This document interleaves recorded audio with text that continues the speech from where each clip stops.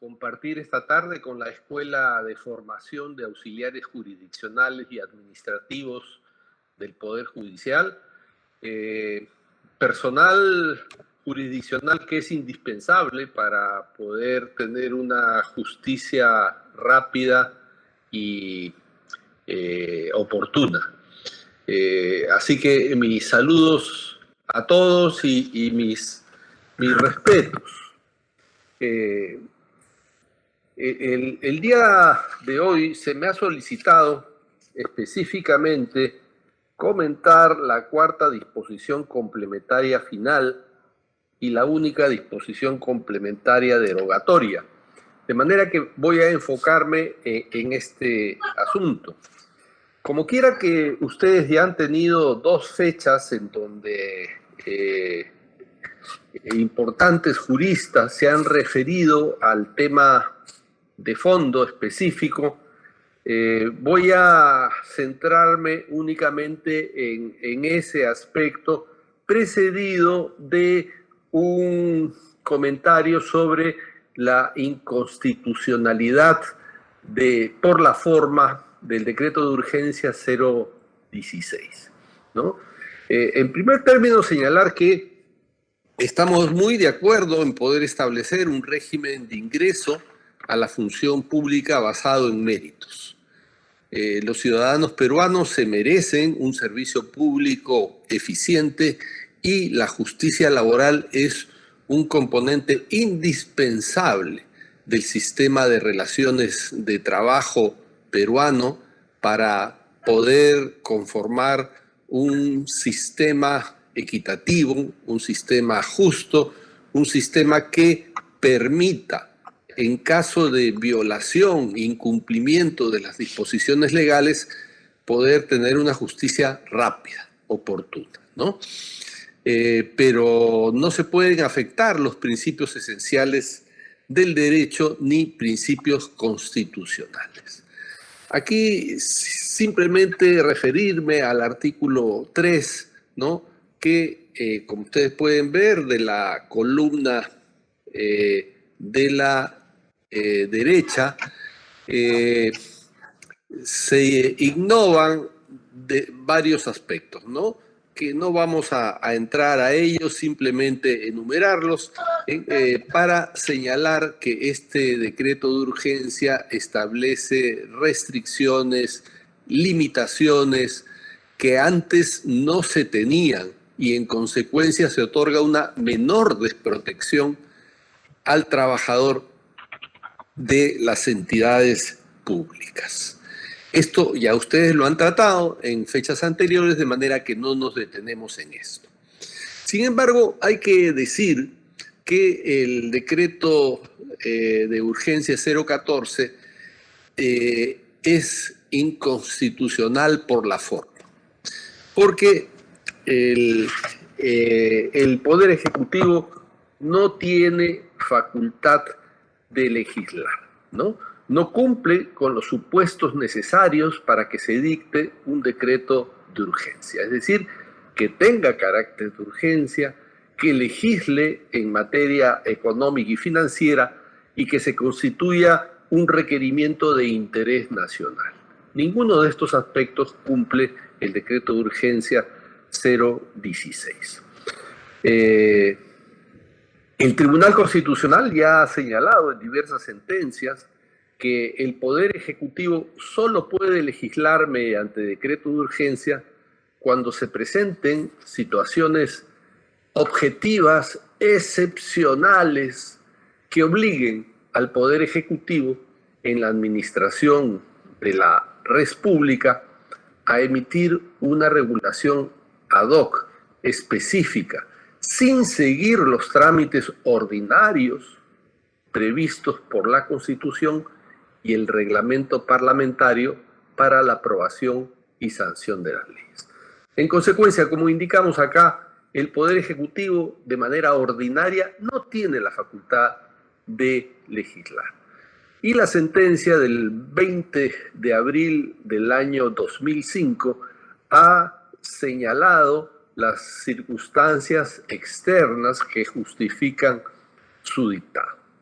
Entonces, no basta invocar la supuesta existencia de una situación de urgencia, sino que se debe examinar si se da el supuesto de situaciones extraordinarias e imprevisibles cuyo riesgo inminente se extienda y constituya un peligro para la economía nacional o las finanzas públicas, tal como lo señala el artículo 91, inciso C, del Congreso de la República. Entonces, los decretos de urgencia deben basarse en los siguientes fundamentos. En primer lugar, excepcionalidad. Dicha situación debe ser definida con la finalidad de resolver una grave crisis, un mal mayor de interés nacional que afecte a todo el país.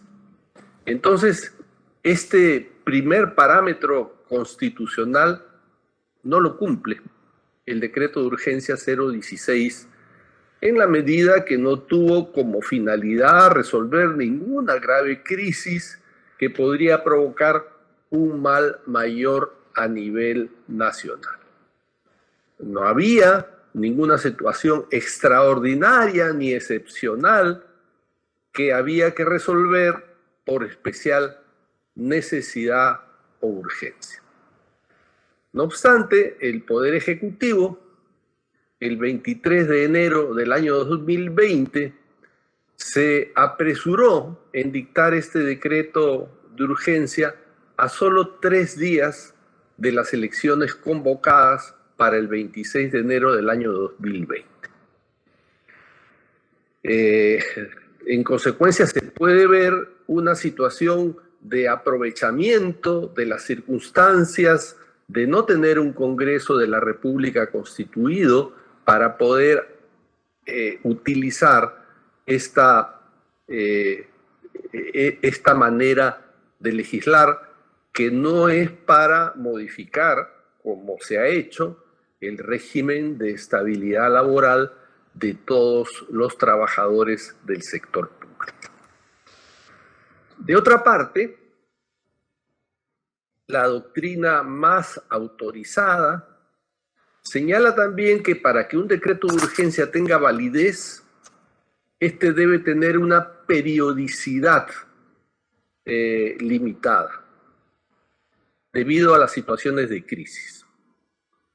Por el contrario, si la situación excepcional que dio origen a la dación del decreto de urgencia, el Congreso de la República debería legislar positivamente sobre este tema. Ya hemos dicho, los decretos de urgencia están reservados para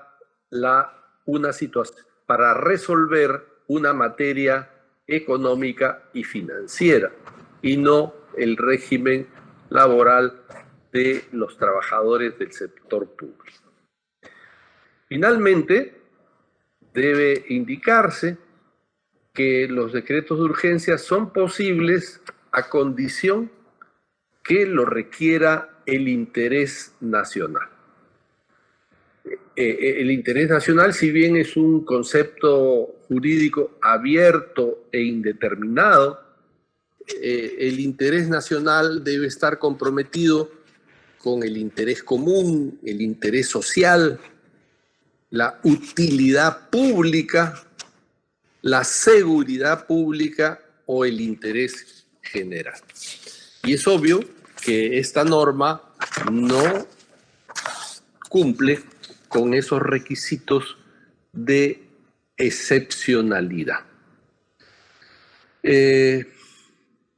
Estos criterios que señalamos, que ustedes ven en pantalla, pues han sido señalados en la sentencia del 20 de abril del año 2005 y se refieren específicamente a la excepcionalidad, entendido por ello situaciones realmente extraordinarias e imprevisibles. Se refieren también a la necesidad. Estos son criterios establecidos por el Tribunal Constitucional. Necesidad, es decir, que las circunstancias deberán ser de tal naturaleza que el tiempo que demande la aplicación del procedimiento parlamentario regular pueda impedir que ocurran daños o que estos daños se conviertan en irreparables, situación frente a la cual no estábamos. De otro lado, también se refiere a la transitoriedad, en el entendido de que las medidas extraordinarias aplicadas no deben mantener vigencia por un tiempo mayor al estrictamente necesario de la coyuntura que se necesita remediar. Sin embargo, este decreto de urgencia, como ustedes han visto en las fechas anteriores, el contenido es un contenido que está destinado a ser permanente. No es para una situación específica y está modificando el régimen de estabilidad y de reposición de los trabajadores en el sector público. En cuarto lugar, tenemos que, como lo prescribe el inciso 19 del artículo 18 de la Constitución Nacional, debe ser el interés nacional que justifique la aplicación de la medida. Y como ya hemos indicado, este interés nacional no está comprometido dentro de la materia que trata este decreto de urgencia. Y finalmente, la conexidad, en el sentido, entendida, en el sentido de que debe existir una reconocible vinculación entre la medida aplicada y las circunstancias extraordinarias existentes. Esto tampoco se da. En consecuencia, el decreto de urgencia, por la forma, resulta siendo inconstitucional. Por otra parte, ustedes me han pedido que me refiera a la aplicación inmediata, ¿no? La cuarta disposición complementaria final de este decreto de urgencia dispone la adecuación inmediata de todos los procedimientos en trámite a las nuevas reglas, que no estuvieron vigentes al momento de iniciarse los mismos. Y lo hace en los siguientes términos que ustedes ven en pantalla.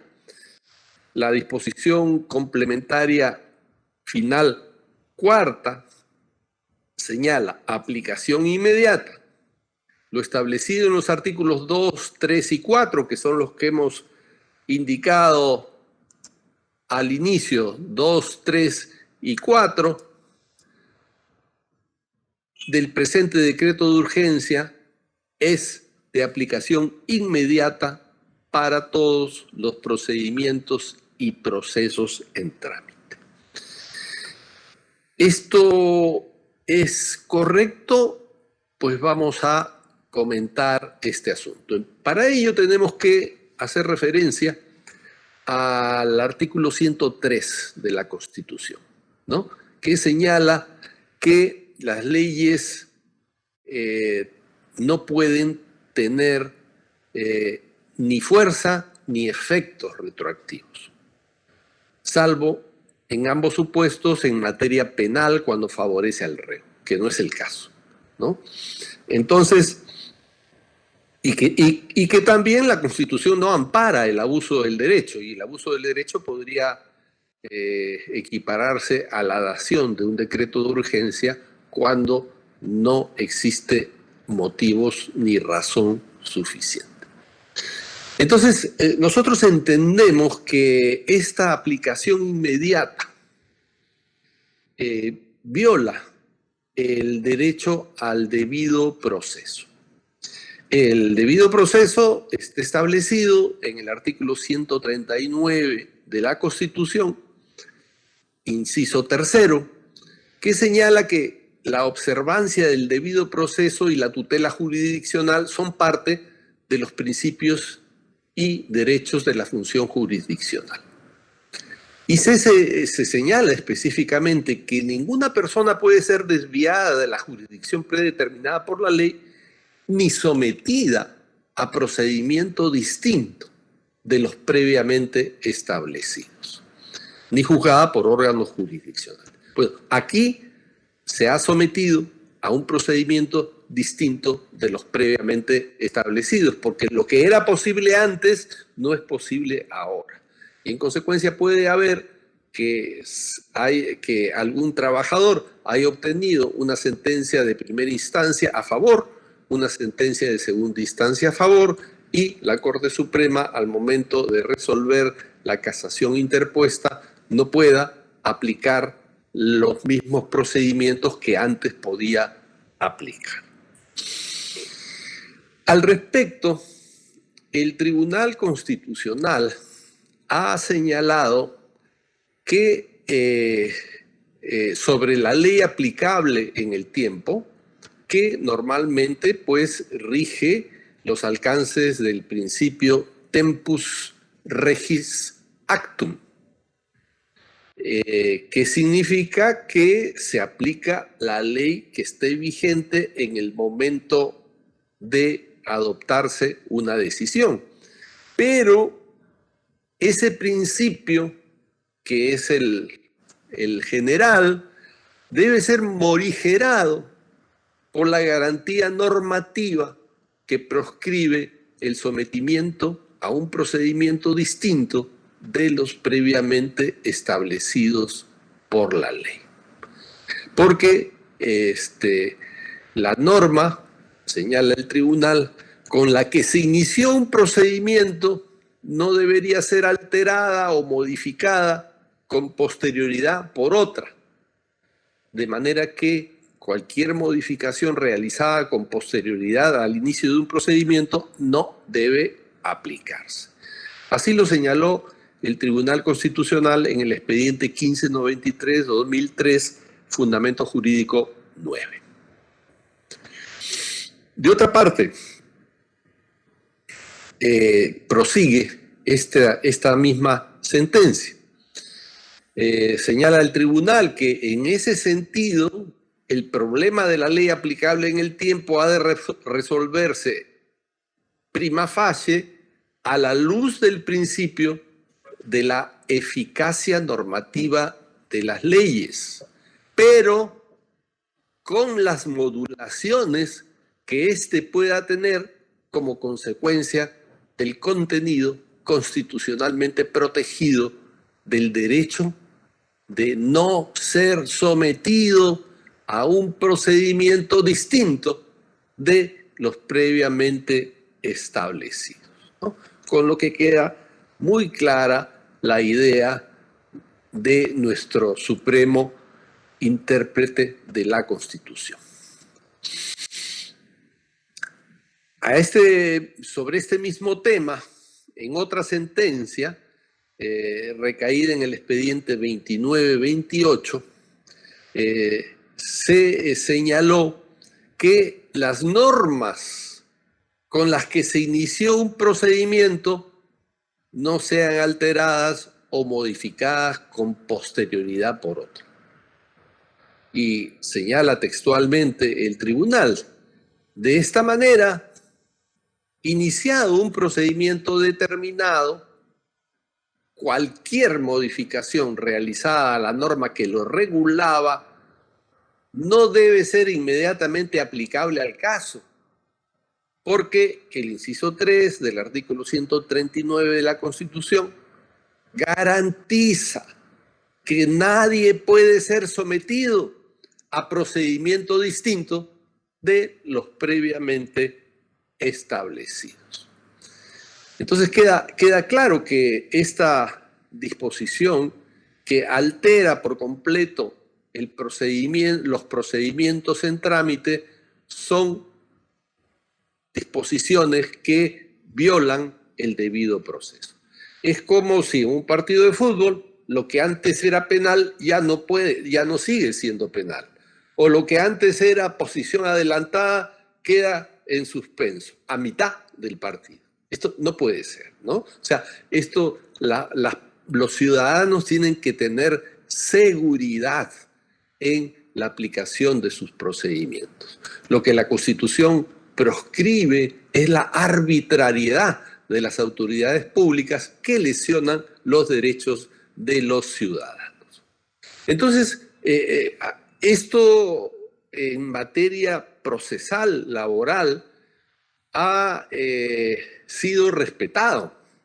Vean ustedes el caso de la nueva Ley Procesal de Trabajo, nuestra ley actual, en cuya tercera disposición complementaria señala que los procesos iniciados antes de la vigencia de esta ley continúan su trámite según las normas procesales con las cuales se iniciaron, ¿no? Es una garantía, pues, de seguridad. Además, no es la única, ¿no? Porque el Código Procesal Civil y el Código Procesal Constitucional tienen disposiciones en el mismo sentido, ¿no? Ambas normas han cuidado de señalar que, a pesar que sus normas procesales son de aplicación inmediata, continúan rigiéndose por la norma anterior diversas instituciones, ¿no? Y todas son instituciones importantísimas, como las reglas de la competencia, los medios impugnatorios, los actos procesales con principio de ejecución, los plazos con los que han comenzado. De otra parte, tenemos el tema de la derogatoria de la ley 24041, ¿no? Esto está previsto en la disposición complementaria derogatoria única, que señala textualmente: derógase la ley número 24041, titulada Servidores Públicos contratados para labores de naturaleza permanente que tengan más de un año ininterrumpido de servicios no pueden ser destituidos sino por las causas previstas en el Decreto Legislativo 276 y con sujeción a lo establecido en él, así como en la ley de presupuesto del año anterior, que establecía limitaciones al respecto. Entonces, entre estas limitaciones, como ustedes pueden ver, se hace referencia al decreto de urgencia 014, que es la ley de presupuesto del año 2020, y en este artículo 8 se prohíbe el ingreso de personal en el sector público por servicios personales y el nombramiento, salvo en los siguientes supuestos, ¿no? Y señala ahí varios supuestos, simplemente he indicado dos porque la lista es larga. Claro, están exceptuados la designación de cargos de confianza, el nombramiento cuando se trata de magistrados, fiscales, etcétera, etcétera, ¿no? Y adicionalmente, el artículo 27.2 es para la aplicación de lo establecido en el sector salud, ¿no? Era una norma específica. Sin embargo, estas han sido derogadas por la disposición complementaria del decreto de urgencia 024. Ahora, quisiera yo volver a esta diapositiva, ¿no? Con esto se ha sancionado la derogatoria de esta ley que con buen criterio establecía la posibilidad de que aquellos trabajadores, además esta ley hay que señalarlo, es una ley del año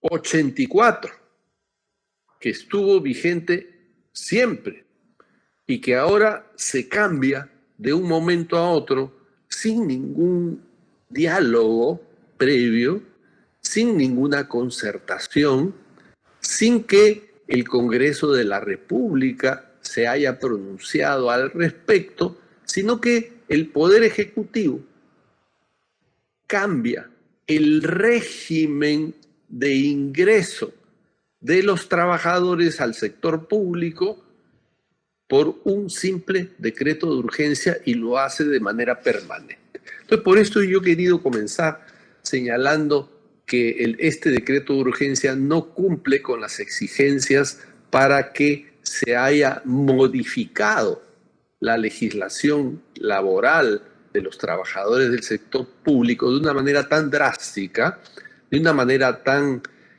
amplia, sin que esto haya sido por una ley ordinaria.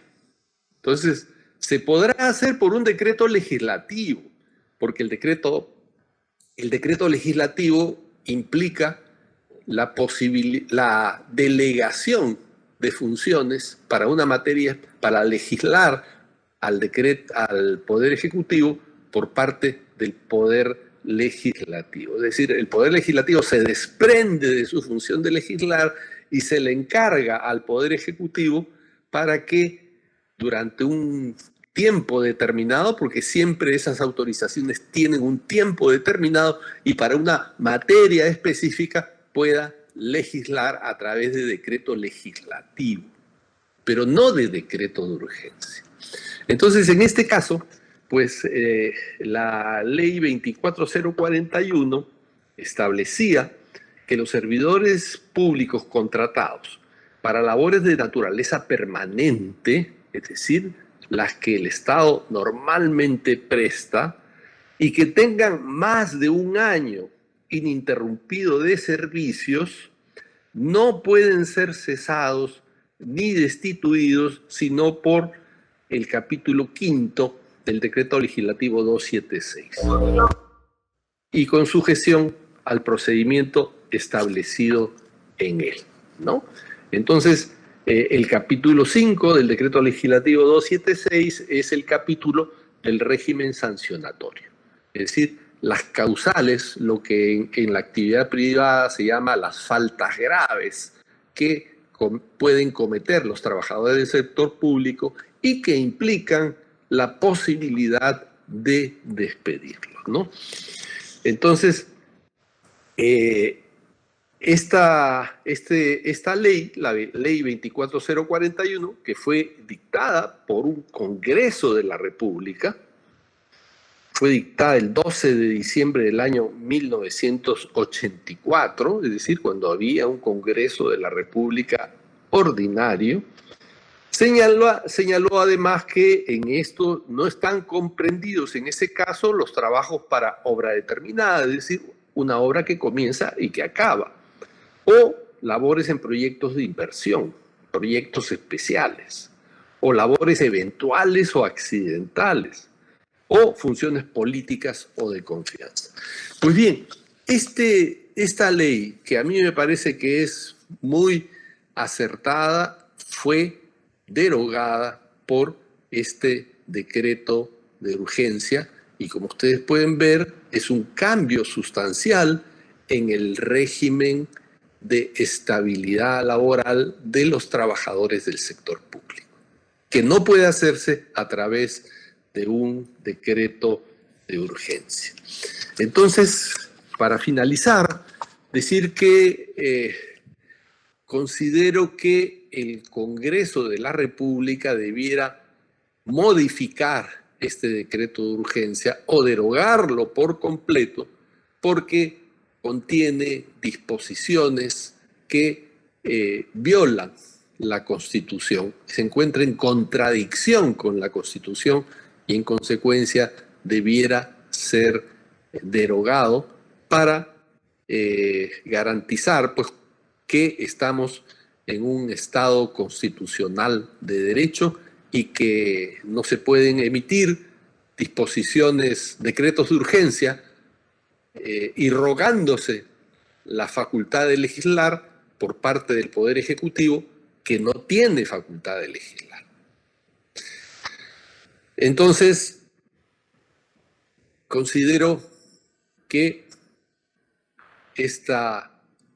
este decreto de urgencia debiera ser derogado y por esta razón, como ustedes ya conocen perfectamente, se han dictado diversas sentencias que inaplican este decreto de urgencia en varias de sus partes.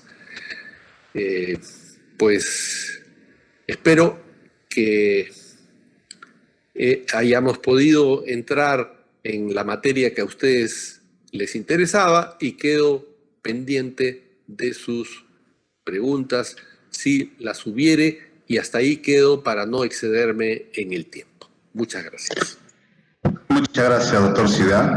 Efectivamente, hay preguntas, doctor. En el chat interno, el doctor Bellota pregunta la siguiente.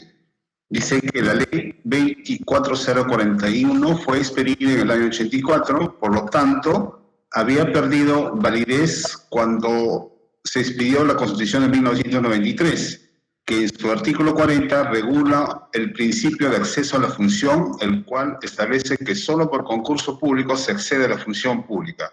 Por tanto, esa ley estaba en contradicción con la Constitución. Es lo que la... Bueno, esa es una interpretación, ¿no? Pero si fuera así, el decreto de urgencia 016 no hubiera tenido necesidad de derogarla, ¿no? El decreto de urgencia, como ustedes pueden ver de esta diapositiva, lo deroga. Y si es que hubiera perdido vigencia, no hubiera habido necesidad de derogarla. Sin embargo, aun cuando estemos en una situación en que, supongamos, la ley 24041 no estuviera vigente, hay otras razones por las cuales procede la reposición de un trabajador en el sector público en la medida que se den los elementos esenciales de una relación laboral y se esté trabajando en labores que por su naturaleza son permanentes. Un tema que es también, que tiene vinculación con este asunto, es el régimen laboral del contrato administrativo de servicios, ¿no? Hay muchos trabajadores que son contratados a través de este contrato administrativo de servicios, a pesar de que laboran en trabajos que son de naturaleza permanente. Y si son de naturaleza permanente, entonces no cabría la posibilidad de estar trabajando años de años en estos contratos. Sin embargo, esto ocurre a pesar que en el año 2012, en primer lugar, a pesar que el contrato administrativo de servicios nació en forma transitoria. Y en el año 2012 se dictó una ley por la cual se señaló que el contrato administrativo de servicios debía entrar en extinción, debía ya no seguirse contratando. A pesar de ello, se ha seguido contratando y tenemos aproximadamente al 40%, 30-40% del personal de la administración pública ligado a través de contratos administrativos de servicios que no incorporan al trabajador bajo la protección de la legislación laboral, sea el decreto legislativo 276 o el decreto legislativo 728 o cualquier otro régimen como el régimen de la ley de servicio civil.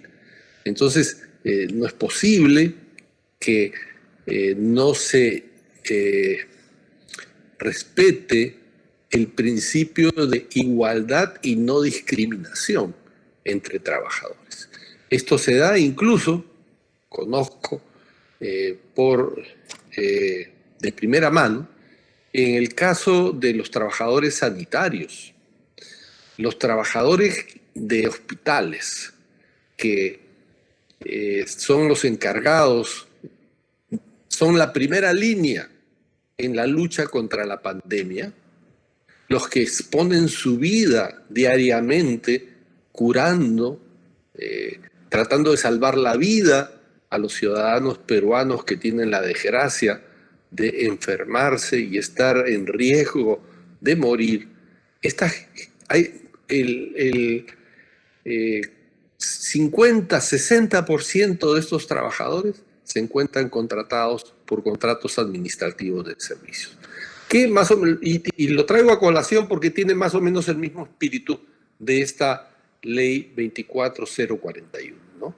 Lo que busca esta ley es que no se contrate a trabajadores fuera del ámbito de protección del derecho del trabajo. Eso es lo que está a la base de todo esto. Y que, lamentablemente, el Estado en nuestro país se convierte en el principal violador de las leyes y en el empleador más abusivo en la medida en que tiene al 40% de su personal en un régimen laboral, en un régimen que no incorpora a la protección social, a la protección laboral del derecho del trabajo. Gracias, mi estimado doctor. En todo caso, el hecho que un dispositivo legal entre en contradicción con una constitución, digamos, per se, no significa que pierde validez. ¿Podría hacerse a través de una declaratoria de inconstitucionalidad o de una derogación expresa de un dispositivo legal, ¿no es cierto, maestro? Sí, efectivamente, ¿no? O sea, aquí lo que puede haber es la derogatoria del Congreso de la República.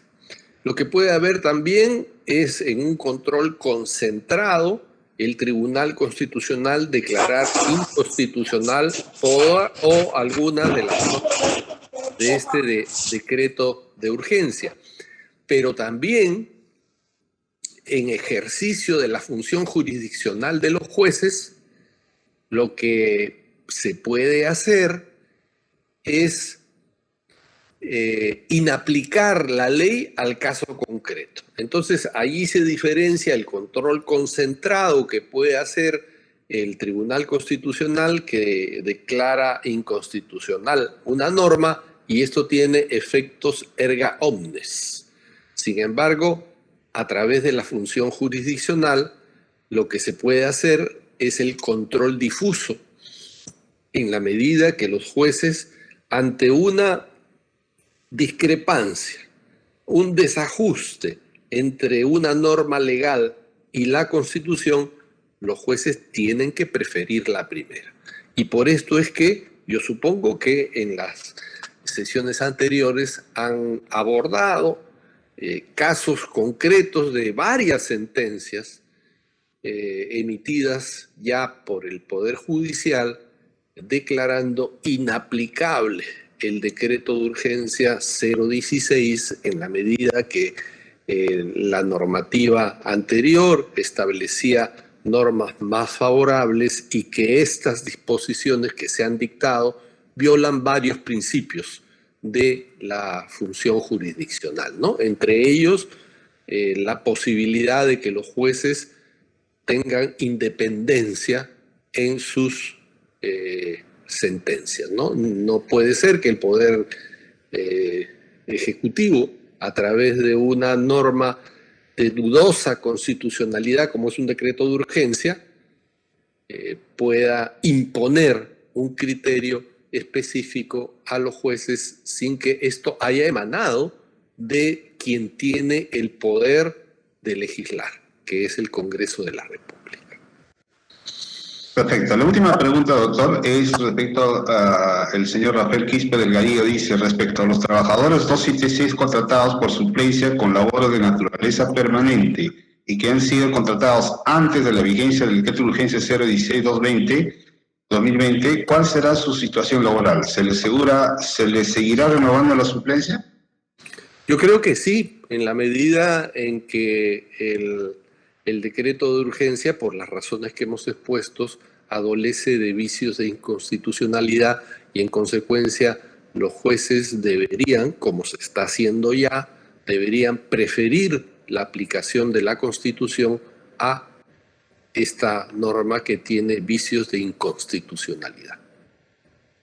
Muchas gracias, doctor Adolfo Ciudad. Gracias por su magistral exposición. Muy amable, mi estimado doctor. En nombre de la escuela, en nombre del doctor José Neri, le agradecemos inmensamente por darnos un tiempo de su tiempo académico, doctor. Muchísimas gracias. De nada, encantado de poder repartir con ustedes y éxitos en sus funciones y seguramente en este importante seminario organizado pues por la Escuela de Auxiliares y jurisdiccionales.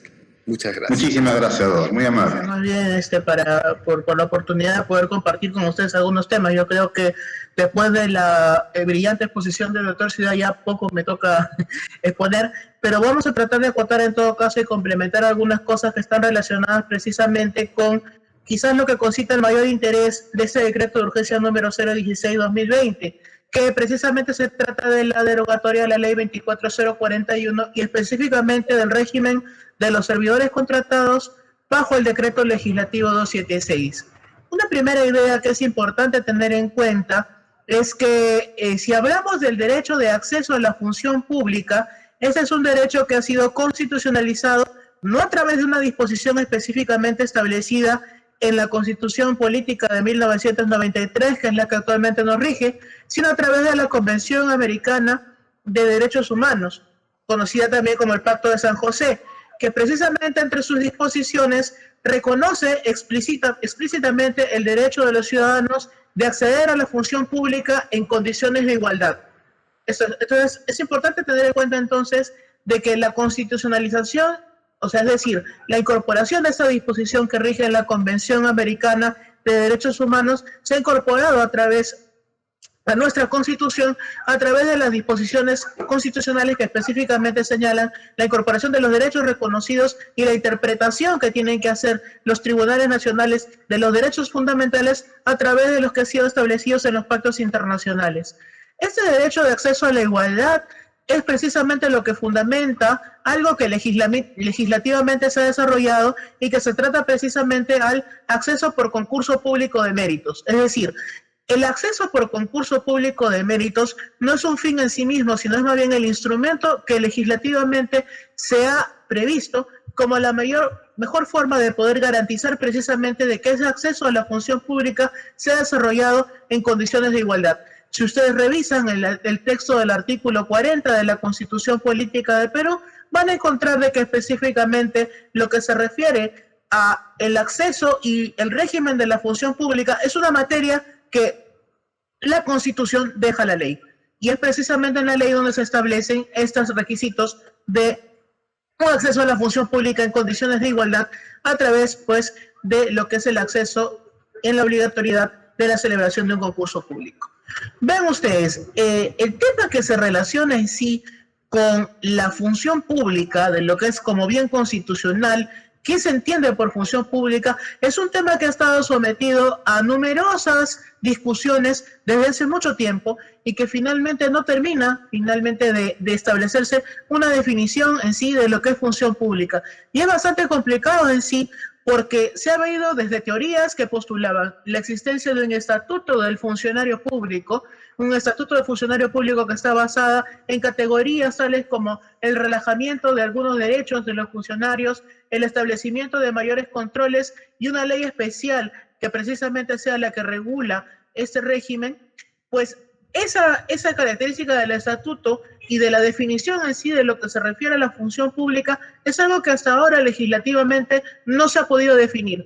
Y no se ha podido definir, y justamente eso es lo que ha sido materia de muchas observaciones por parte de los trazadistas y especialistas que han tendido a afirmar precisamente esa necesidad de una regulación de lo que se refiere a la función pública. O sea, ¿en qué se necesita, qué se requiere o qué elementos se deben configurar para poder considerar que estamos o no ante una relación de ejercicio de la función pública o del servicio público? Lo que sí contiene la ley, y específicamente también el reglamento general de la ley del servicio civil, es una definición de los funcionarios y servidores públicos. Entonces podemos encontrar ahí que se distinguen entre los funcionarios que provienen de la elección popular, como por ejemplo el presidente de la República, también de los funcionarios de elección y nombramiento regulados, como es el caso de los titulares de los organismos constitucionalmente autónomos, también el caso de los funcionarios de libre elección y remoción, como es el caso de los ministros de Estado, los ministros, los directivos públicos, que vendrían a ser pues generalmente los directores de los viceministerios, y finalmente están los servidores públicos. En sí, lo que significó el régimen de la ley del servicio civil, que fue aprobada por la ley 30.057, no, la ley del servicio civil, es un nuevo régimen que viene a incorporarse a otros regímenes que ya han estado funcionando y que han estado regulando precisamente la relación de los servidores y funcionarios públicos con el Estado. Entonces, y si bien es cierto, este régimen de la ley del servicio civil tuvo la intención y la tendencia a unificar los diferentes regímenes de contratación de personal, justamente que sometían el trabajo de las personas que prestaban actividad al servicio del Estado, no ha logrado su cometido después del tiempo de desarrollo que ha tenido hasta el momento, porque ha habido sectores que se han opuesto por diferentes circunstancias y porque en algunos casos sencillamente ha existido la reaparición o reactivación de otros regímenes distintos. Entonces, en general lo que tenemos ahora es la convivencia del régimen del servicio civil, que es de la 30.057, junto con otros regímenes, como por ejemplo lo que han mencionado ya anteriormente, la contratación administrativa de servicios, regulada por el decreto legislativo 1057, el régimen laboral de la actividad privada, regulada por el decreto legislativo 728, y por último, la ley de bases de la carrera administrativa y de remuneraciones del sector público, que está regulada por el decreto legislativo número 276. Este régimen, que data de 1984 aproximadamente, ¿no?, que a su vez ya en la época en que salió este régimen de la carrera administrativa, fue objeto de diferentes observaciones y de críticas en su oportunidad. Sin embargo, este régimen todavía perdura. Y si bien es cierto, se entendería que por una cuestión general se encontraría cerrado, lo cierto es que ha habido marchas y contramarchas destinadas, en algunos casos, a todavía conviven con el decreto, con la ley del servicio civil, otros regímenes, como es el caso de la 276, ¿no?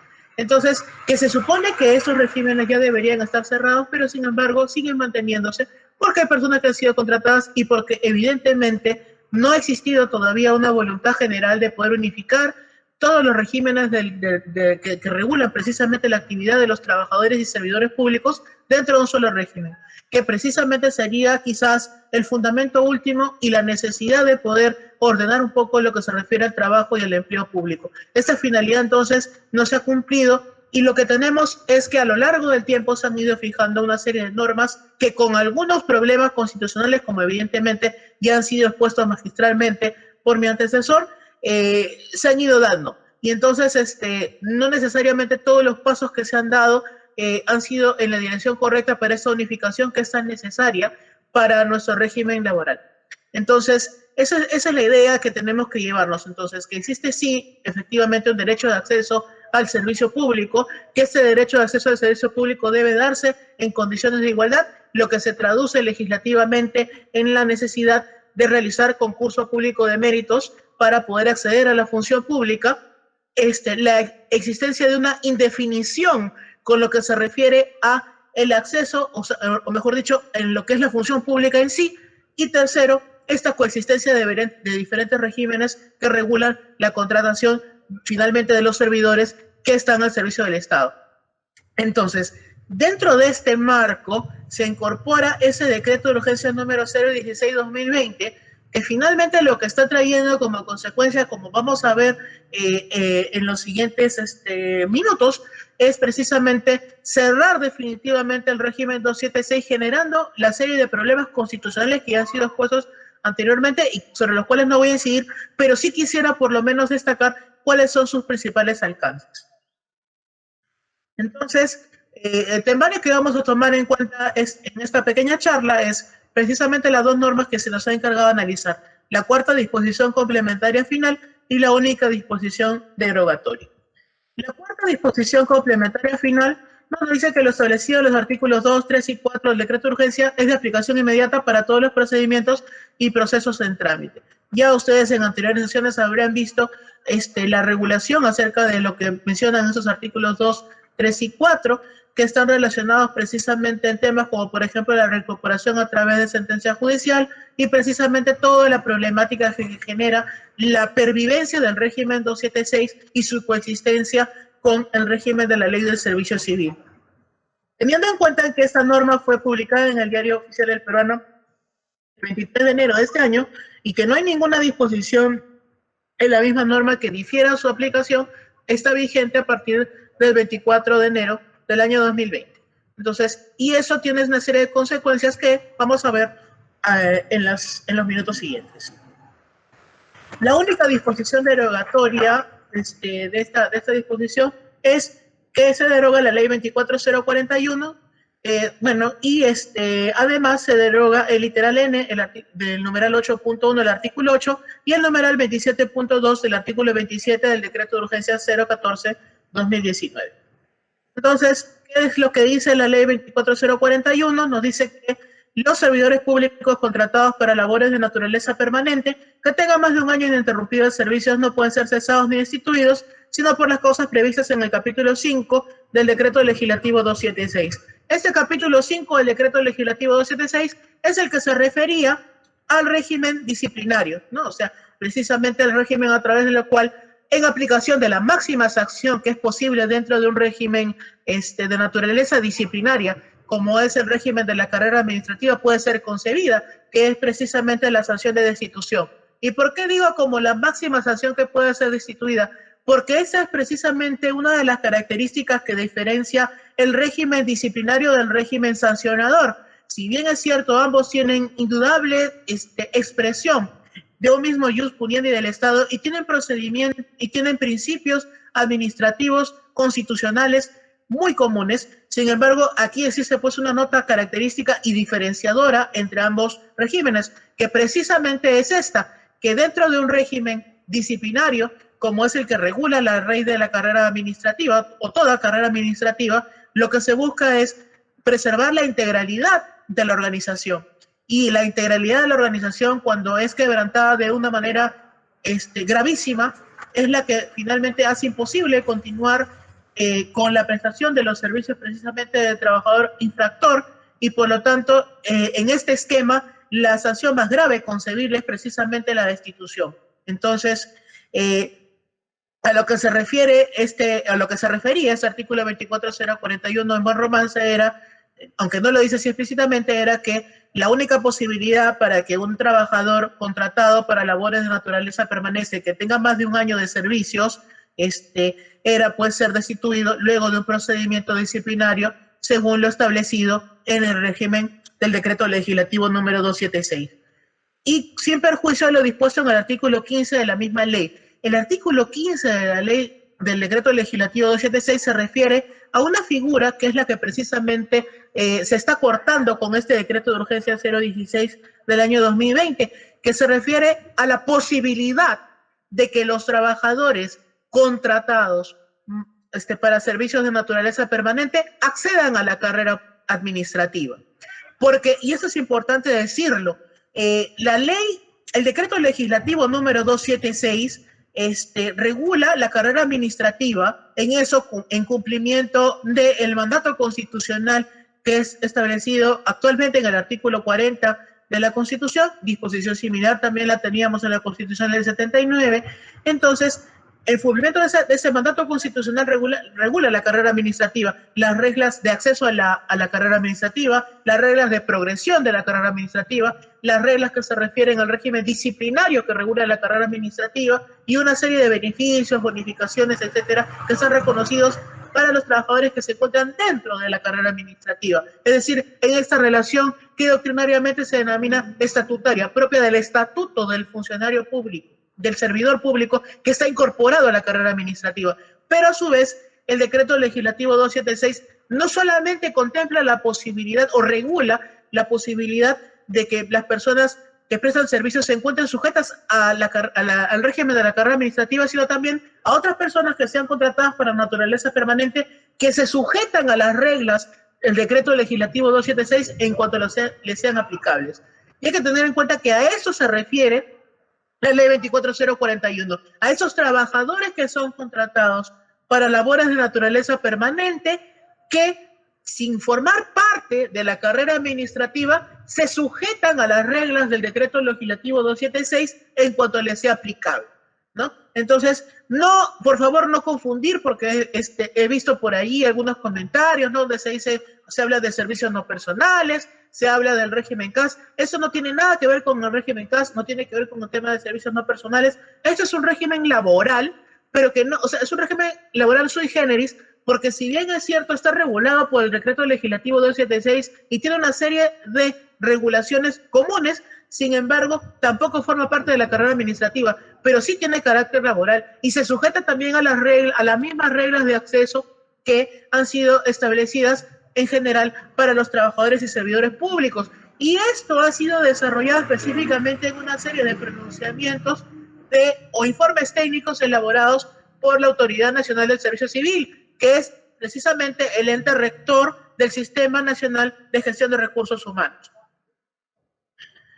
Otras medidas derogatorias que están contempladas en este decreto de urgencia, bueno, se refieren a otro decreto de urgencia 014-2019, ¿no? Donde se señala que habrá pues un nombramiento de hasta el 20% de los profesionales de la salud, de los técnicos y auxiliares asistenciales de salud, de los organismos públicos y las unidades ejecutoras de salud de los gobiernos regionales y las comunidades locales de administración de salud. También tenemos otra disposición que se refería a, dentro de este mismo decreto de urgencia del año 2019, ¿no? Sobre la aplicación de lo establecido en los literales B y C. Para esa aplicación, el Ministerio de Salud aprueba hasta el 31 de diciembre de 2019, mediante resolución ministerial, la relación nominal del total de personal a nombrarse, ¿no? Esta norma, sin embargo, referida pues a una dependencia que existe entre el año fiscal 2019 y su aplicación, es el otro aspecto que se deroga, pero que teniendo en cuenta la temporalidad en sí de esta norma, lo que genera entonces más discusión y mayor importancia con respecto a los alcances y lo que ha generado más problemas es precisamente esta derogación de la ley 24041, cuyos alcances son los que paso a exponer. Como les había mencionado anteriormente, esta contratación de trabajadores para la realización de labores permanentes, pero que no están incluidos dentro de la carrera administrativa, se encuentra explícitamente contemplada en el artículo 2 del decreto legislativo 276, ¿no? Donde contempla pues la posibilidad de contratar, y lo que señala específicamente es que esas personas no están comprendidas dentro de la carrera administrativa, dentro del régimen de la carrera administrativa, pero sí dentro de las disposiciones que les son aplicables. Entonces, ¿qué disposiciones les serán aplicables? Bueno, en primer lugar, los deberes generales de los servidores públicos que están regulados por el propio artículo 3º del Decreto Legislativo 276, que quiere decir cumplir con el servicio público, supeditar su interés particular al interés común, algo que se encuentra en concordancia directa con el artículo 39 de la Constitución, cuando nos dice que los servidores y funcionarios públicos se encuentran al servicio de la nación. Eso es algo importante a tener en cuenta porque, y es una distinción muy importante de lo que se refiere al servicio civil, a lo que es el servicio público. No es un servicio a un gobierno en específico, a un ministro en específico, a un presidente en específico. Eso es el servicio al Estado y por lo tanto se debe supeditar precisamente ese interés particular que se puede tener al interés común, al servicio a la nación. Constituir un grupo calificado, desempeñar funciones con honestidad, eficiencia, laboriosidad y vocación de servicio y conducirse con dignidad en el desempeño del cargo. Entonces, esos deberes generales de los servidores públicos, si bien no son privativos de aquellos que se encuentran incluidos dentro de la carrera administrativa que es regulada por el Decreto Legislativo 276, sino en general también para estos servidores contratados para naturaleza permanente. Además, también en lo que se refiere a su remuneración, no se regulan por las reglas que antiguamente se determinaban la fijación de las remuneraciones, cuyo objeto era precisamente el del Decreto Legislativo 276, las remuneraciones dentro de la carrera pública, ¿no? Sino que se señalaba específicamente que la fijación de la remuneración por contrato según especialidad, funciones y tareas específicas, salvo los beneficios de la carrera administrativa. Es decir, obviamente hay una exclusión específica de los beneficios, como por ejemplo, pues, los beneficios de sepelio, de luto o de bonificación por 25 o por 35 años de servicios. Obviamente, estos no eran beneficios a los cuales podían acceder trabajadores distintos a aquellos que estaban incluidos explícitamente en el régimen de la carrera administrativa. Ahora bien, les había mencionado que la ley 24041 señalaba o hacía referencia al capítulo 5 del decreto legislativo número 276, que era el que regulaba el régimen disciplinario. Sin embargo, ya para estos años, y en este contexto que les he mencionado, un poco de confusión y de fusión de normas, de distintas normas que regulan el régimen de los trabajadores que prestan servicios para el Estado, tenemos que tener en cuenta que a partir del 14 de septiembre de 2014, todos los trabajadores del Estado, sean sujetos al régimen 276, al régimen 128, al régimen CAS del decreto legislativo 1057 y por supuesto aquellos que están incluidos dentro del régimen de la ley del servicio civil, se sujetan todos al procedimiento común de sanción establecido en la ley del servicio civil. Y eso se desprende de la segunda disposición complementaria del Reglamento General de la Ley del Servicio Civil. Entonces tenemos que entender que esos trabajadores contratados para labores de naturaleza permanente bajo el decreto legislativo 276 sin estar incluidos dentro de la carrera administrativa, fíjense, una categoría un poco complicada, pero esa sería la mejor manera de definirlos, también se sujetan a ese régimen disciplinario del servicio civil. Y entonces tenemos que tener en cuenta que y reinterpretando un poco o reasumiendo cuál sería el alcance que hasta antes del decreto, o mejor dicho, que todavía tiene, porque esa parte no se ha derogado, ¿no? Pero dentro del alcance de lo que se refiere este régimen de los trabajadores contratados, es que ellos pueden ser destituidos, sí, luego de un procedimiento que es regulado por la ley de servicio civil. Un procedimiento disciplinario, teniendo en cuenta no solamente las infracciones, sino también las reglas procedimentales y también las sanciones que son reguladas por la ley del servicio civil. En cuanto a las reglas de ingreso, hay que tener en cuenta, y como les había mencionado, ese es un tema que la Constitución explícitamente le asigna a la legislación. Es decir, ha asignado al legislador, le ha delegado al legislador poder establecer lo que es las reglas de acceso y de desarrollo de la función dentro de lo que se significa el servicio civil. Lo que sí, como les he mencionado, y es un principio rector que hay que tener en cuenta dentro de la regulación de todo lo que es el servicio público, de los trabajadores públicos, es que este debe realizarse en condiciones de igualdad. Y cuando hablamos de condiciones de igualdad, pues obviamente estamos hablando de concurso público de méritos. Y es por eso que también en el caso de esos trabajadores es aplicable el artículo 5 de la Ley Marco del Empleo Público, que señala que por regla general el acceso de los servidores públicos a la administración pública bajo cualquier modalidad contractual se realiza mediante concurso público. Asimismo, otras reglas de ingreso que también son aplicables para este personal es el artículo 4 del título preliminar del Decreto Legislativo 1023, que establece que el ingreso al servicio civil permanente o temporal se realiza mediante procesos de selección, concursos públicos transparentes sobre la base de criterios objetivos y atendiendo al principio de mérito. Y por último, hay que tener en cuenta también que el artículo 9 de la Ley Marco del Empleo Público, la 2875, establece que una sanción de nulidad de los actos administrativos que contravengan las normas de acceso al servicio civil, puesto que vulneran el interés general e impiden la existencia de una relación válida. Y entonces ya tenemos claro que dentro de este contexto, entonces, lo que nos decía la ley 24041, que estaba vigente anteriormente, era que pues un servidor público contratado que no estaba sujeto a la carrera administrativa, pero que se sujeta a las reglas del régimen 276, no podía ser separado del cargo luego de un cumplimiento de un año ininterrumpido de servicios, sino por las causales establecidas, o sea, por aplicación de una sanción disciplinaria que en este caso, a partir del 14 de septiembre del año 2014, vendría a ser regulada por la Ley del Servicio Civil y el Reglamento General de la Ley del Servicio Civil. Y el segundo aspecto que les he mencionado que es importante también es que sí existía la posibilidad de que este servidor que estaba contratado para la prestación de servicios personales, pero que no estaba dentro de la carrera administrativa, se incorpora a la carrera administrativa. ¿Y qué nos decía, qué nos dice el artículo 15 del Decreto Legislativo 276?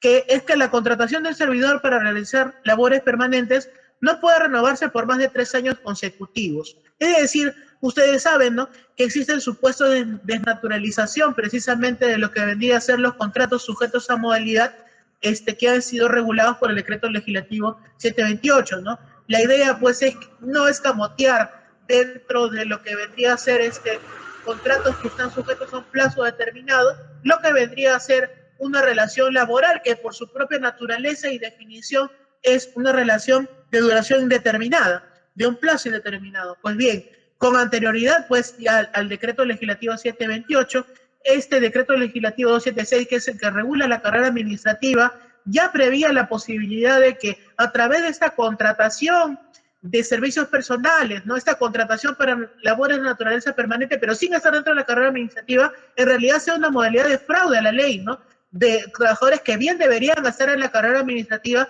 y no estaban. Por ese motivo es que establece en su artículo 15, ustedes lo pueden revisar, que esta contratación del servidor para realizar labores de naturaleza permanente no podía ser renovada por más de 3 años consecutivos. La consecuencia jurídica del vencimiento de este plazo, de acuerdo al artículo 15 del Decreto Legislativo 276, era que el servidor podrá ingresar a la carrera administrativa previa evaluación favorable y siempre que exista plaza vacante, ¿no? Entonces, este vendría a ser, pues, una especie de consecuencia jurídica que se aplica frente a este fraude a la ley de tener un trabajador contratado bajo servicios permanentes, pero sin estar incluido dentro de la carrera administrativa, ¿no? Este fraude de no incluir a una persona que sí debería estar en la carrera administrativa, pero no está. Entonces, frente a eso, se daba la posibilidad de ingresar a la carrera administrativa previa a esta evaluación favorable y siempre sujeto a la existencia de plaza vacante. Bueno, en ese sentido, uno de los requisitos que precisamente regulan la actividad pública, ¿no?, es el principio de equilibrio presupuestario, ¿no?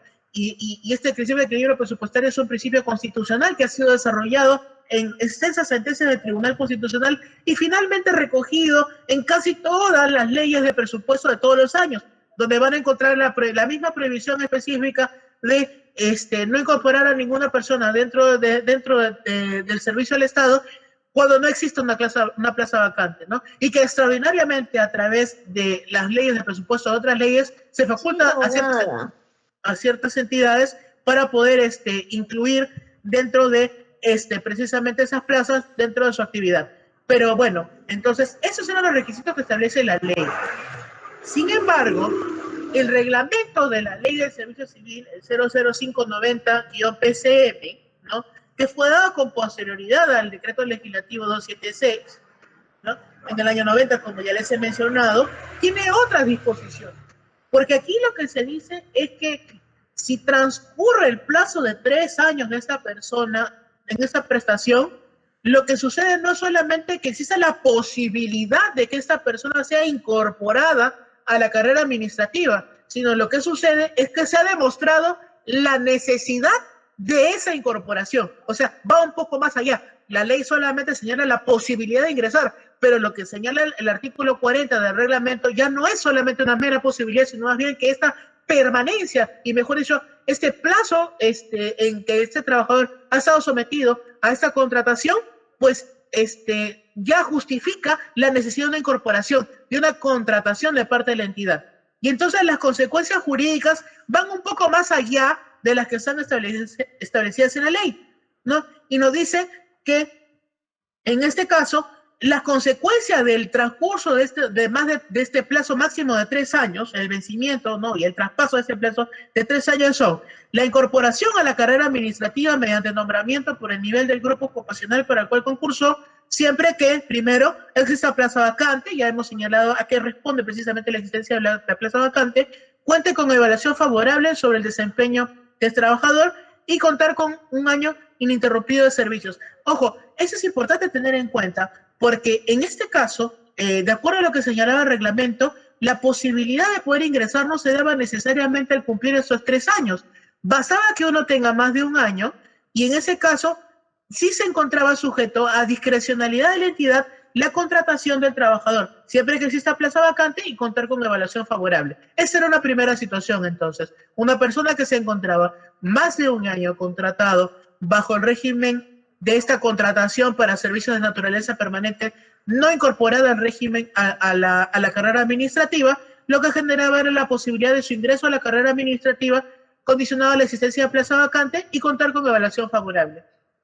Y la segunda era que ya esta segunda situación vendría a ser ya no cuando pasaba más de 1 año, sino pasaba más de 3 años y no se había incorporado esa persona a la carrera administrativa. En este caso, lo que se generaba ya era un derecho de incorporación a la carrera administrativa y más bien el deber de la entidad de provisionar y cubrir la plaza correspondiente. En esto, como les hemos dicho, ya a diferencia de lo que señalaba la ley, el artículo 15 de la ley del decreto legislativo 276, no es solamente la posibilidad, sino más bien el derecho del trabajador de poder acceder. Y en eso hay que tener en cuenta que cuando hablamos de derechos laborales, ¿cómo se llama? No estamos sujetos específicamente a lo que se refiere a la jerarquía de fuentes. O sea, puede ser de que fuentes menores puedan establecer mayores derechos y eso no quiere decir que van a ser desconocidos. Ahora bien, lo que es cierto es que esto siempre chocó, y como hemos visto, con 2 cosas. Uno, con este principio supraconstitucional de la igualdad, porque obviamente este acceso no se realizaba a través de un concurso público de méritos, sino más bien se ganaría por el transcurso del tiempo.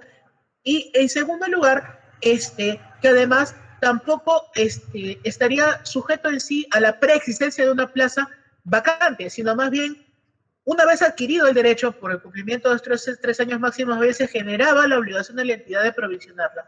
Y esto fue materia de una discusión casi interminable, porque ¿qué pasaba? Que muchas veces los trabajadores que estaban más de 3 años trabajando bajo este régimen de servicios personales, de servicios de naturaleza permanente, bueno, sencillamente terminaba el contrato y lo separaban. Ellos arguían de que no se había cumplido con el decreto con la ley, 24041, que más bien les garantizaba que solamente podían ser separados de la función pública, no por el transcurso del tiempo, sino más bien por la aplicación de una sanción disciplinaria. Bueno, y ¿cómo se llama? Precisamente, y cuando se salían las sentencias de reincorporación, lo que pasaba era que les decían de que no procedía la reincorporación porque la plaza vacante no estaba provisionada. Se generó pues un problema que finalmente intentó ser solucionado con una resolución de presidencia ejecutiva, la 075 del año 2019, donde precisamente lo que señaló fue establecer un procedimiento para poder incorporar a esos trabajadores que tenían más de 3 años dentro de este régimen para que puedan ser incorporados dentro de la carrera administrativa, ¿no? Y rigió para el personal que al 1 de enero de 2019 tuviese la condición de contratado por más de 3 años consecutivos o 4 años alternados en una plaza orgánica de la misma entidad. Los requisitos eran sencillos: presentar solicitud de nombramiento, cumplir con los periodos de contratación y cumplir con el perfil de cargo y los requisitos propios de la plaza orgánica en la que solicita ser nombrado. Entonces, bueno, la otra consecuencia pues era esa estabilidad relativa que nos daba la ley 24041, que, como les he mencionado, aseguraba de que esta persona que estaba más de un año dentro de este régimen de la contratación por servicio de naturaleza permanente no podía ser separado sino por aplicación de una sanción disciplinaria. ¿Cuáles serían las nuevas reglas para los servidores contratados a partir de este decreto de urgencia? Primero, está prohibida la contratación de personal bajo la modalidad de servicios personales bajo el régimen 276.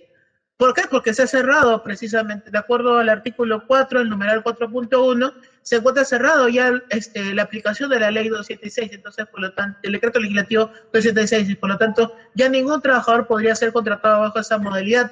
Cualquier contratación que no sea bajo la ley del servicio civil tendrá que hacerse a través de la contratación administrativa de servicios.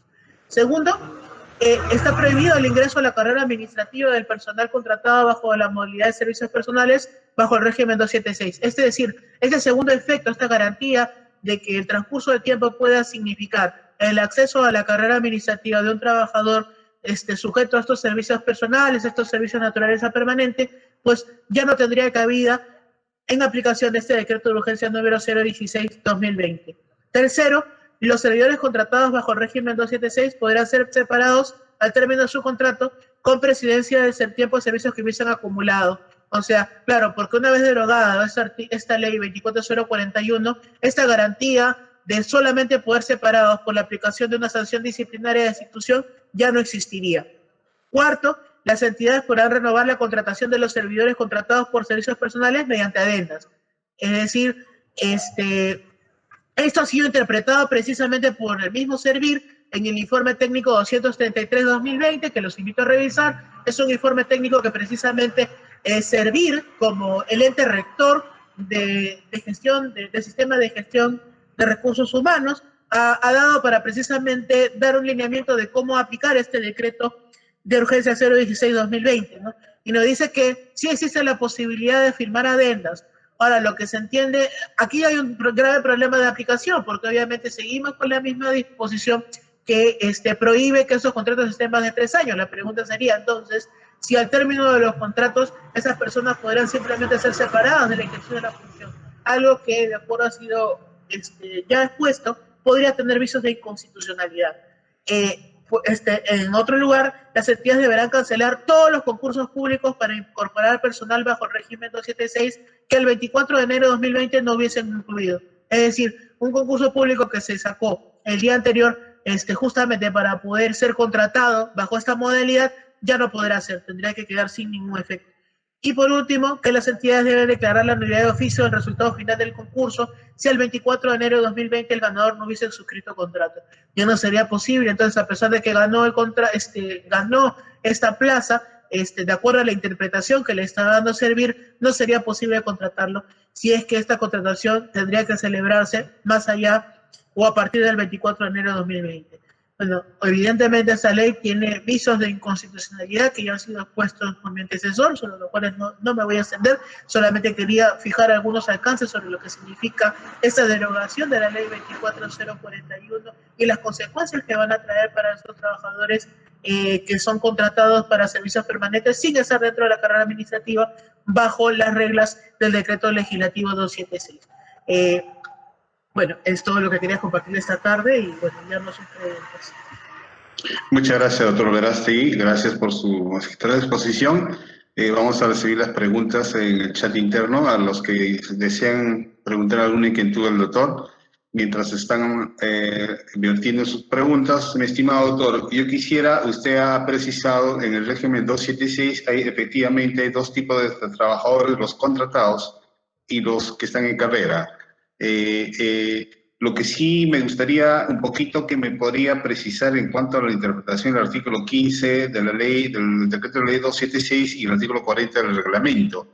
O sea, bajo su interpretación de usted, doctor, es que en caso que los trabajadores cumplan un año, tiene la posibilidad, pero cuando cumplan los 3 años, de acuerdo al artículo 40, que contradice el artículo 15, estaría de una forma abriendo la puerta para que pueda ingresar como a la carrera administrativa. ¿Esto es cierto? Y segundo es, ¿cuál sería su posición en concreto si a su criterio es constitucional o no este decreto de urgencia? Bueno, efectivamente, aquí hay un tema, es un tema complejo en realidad. Efectivamente, aquí el reglamento va más allá de lo que dice la ley, porque claro, la ley señalaba originalmente que los trabajadores que tienen más de un año de servicios cumplidos, no, o sea, bueno, teníamos varias reglas ahí. La primera sería que si un trabajador contratado tiene más de un año de servicios, de acuerdo a la 24041, no podía ser separado sino por la aplicación de una sanción disciplinaria de institución. Esa se vendría a ser la primera regla. La segunda es que, de acuerdo a la interpretación conjunta de la ley y el reglamento, específicamente aquí el reglamento, si una persona tenía más de un año de servicios, lo que podía hacer, tenía la posibilidad de poder acceder a la carrera administrativa siempre y cuando se cumpla con ese informe favorable y exista plaza presupuestada. La tercera regla vendría a ser que si un trabajador tiene más de 3 años contratado, ¿no? Es decir, ha cumplido con el plazo máximo de contratación, entonces, de acuerdo a lo que dice, aquí existe una contradicción, porque por un lado la ley señalaba la posibilidad de ingresar a la carrera, pero lo que señala el reglamento es que se ha ganado el derecho más bien de acceder a la carrera, ¿no? Y que más bien era una obligación de las entidades provisionar la plaza. Y esto ha sido reiteradamente negado por parte precisamente de las entidades. ¿Por qué? Porque existe también en aplicación de este principio de previsión presupuestaria, ¿no? Es decir, que una plaza para poder hacer tiene que estar presupuestada específicamente y por la dificultad que existe con las condiciones de igualdad. Sin embargo, consideramos que ese es un derecho que tienen los trabajadores, es un derecho de acceso que en todo caso, como les he mencionado, por más de que sea por una regla reglamentaria tratándose de derechos laborales, no existe necesariamente esta relación en cuanto es el reconocimiento de derechos, no existe esta relación normativa, siempre y cuando no vaya contra principios constitucionales. En ese sentido, consideramos que desde una interpretación conjunta con lo que vendría a ser este derecho de acceso al servicio, a la función pública, que está reconocida por la Convención Americana de Derechos Humanos o Pacto de San José, consideramos que este decreto de urgencia, al eliminar esta posibilidad, al quitarle esta posibilidad de acceder al servicio civil, al servicio público a esos trabajadores, estaría incurriendo en una falta de convencionalidad y probablemente pueda ser sujeto sí, de un juez ya no solamente de aplicación de un control de constitucionalidad, sino de un control de convencionalidad, conforme ha sido desarrollado por la jurisprudencia de la Corte Interamericana de Derechos Humanos y que obliga precisamente a los jueces no solamente a preferir la aplicación de las normas de la Convención Americana, sino incluso la interpretación que de las mismas ha sido desarrollada por la Corte Interamericana. Entonces, consideramos que en ese sentido se pueden aplicar perfectamente este decreto de urgencia 016-2020 porque infringe estos principios constitucionales y supranacionales. Muchas gracias. Acá hay una pregunta, doctor. Dice, a ver, un ratito. ¿Este decreto de urgencia es extensible a los trabajadores que hayan sido contratados en el sector público en el régimen laboral 728? No, definitivamente no. Esto, por lo menos los aspectos que estamos analizando nosotros, no se refiere a los trabajadores 728. La situación es muy concreta. Estamos hablando de trabajadores contratados bajo el 276, pero que no forman parte de la carrera administrativa. No los 728. Claro, lo que pasa es que la pregunta creo que va dirigido al decreto de urgencia, digamos, en su amplitud. Es decir, un trabajador del Estado que está bajo el régimen 728, de alguna forma se lo va a tener que, ¿cómo se puede decir?, reevaluar para su acceso a que pase a plazo indeterminado, en este caso 728. No, porque si un trabajador ya está sujeto al 728 a plazo indeterminado, no se le puede separar por la aplicación de esa norma. O sea, definitivamente no. O sea, no tiene una afectación, o sea, ya lo tiene ganado, ¿no? Si se refiere al caso de trabajadores que están contratados sujetos a modalidad, entonces estamos entrando a una discusión distinta, una discusión que tiene que ver ya dentro de la regla del 728 sobre precisamente esta desnaturalización de los contratos que suele haber precisamente en el Estado, que lamentablemente muchas veces es el primer incumplidor de las normas laborales, que se niega a reconocer precisamente la existencia de esta regulación. Lo que sí existe en el decreto de urgencia, y me parece que es clarísimo, es la preferencia de una contratación estatal a través de las reglas del decreto legislativo 1057, ¿no? O sea, es decir, el CAS. Existe una preferencia precisamente por ese régimen. Y eso se marca, o sea, dentro de estos esfuerzos, bueno, no de estos esfuerzos, ¿no? Sino esta sentencia unificadora de tener un solo régimen, pero que, como he mencionado, está sujeto a retrocesos, porque, por ejemplo, en el caso de los trabajadores de salud, más bien, estamos hablando de otro proceso, más bien de trabajadores de CAS que pasarían al régimen del 728 por disposiciones legales, ¿no? Entonces, dentro de este complejo normativo que existe, evidentemente existen muchas reglas que se superponen, pero consideramos que no, que las personas que están dentro del régimen 728 a plazo indeterminado no tendrían que ser reevaluadas, ¿no? O sea, no habría ninguna obligación de reevaluar a esas personas, ¿no? Perfecto. Y la última pregunta del señor Rafael Quispe Delgadillo. Bueno, en la doctrina se suele señalar que debe haber solamente un solo proceso sancionador. Dice, buenas tardes, los servidores solo pueden ser separados por destitución previa al procedimiento administrativo disciplinario o también por inhabilitación por la aplicación de la ley 277/85, se refiere pues a la responsabilidad funcional de la Contraloría, ¿no? Impuesta por la Contraloría. Bueno, mire, qué tema tan bonito y lamentable, bueno, daría para una exposición.